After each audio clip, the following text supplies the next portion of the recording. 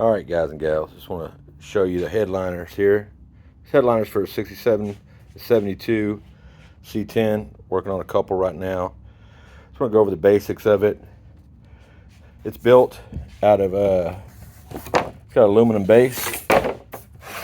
Slide that over there. Aluminum base, PVC surround.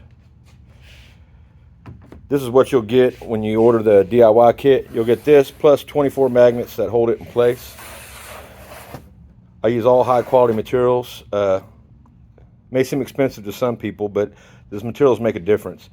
The reason I use aluminum on this headliner is because the roof on these trucks, especially in the Texas heat, gets really hot, and any ABS will warp. I've learned that the hard way. But keeping it lightweight, aluminum, PVC, and then the 1/8 inch plywood for the insert. And you can make whatever design you want in here, make it look really cool.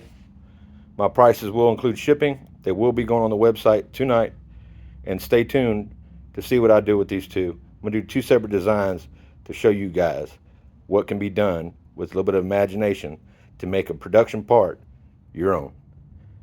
Bye.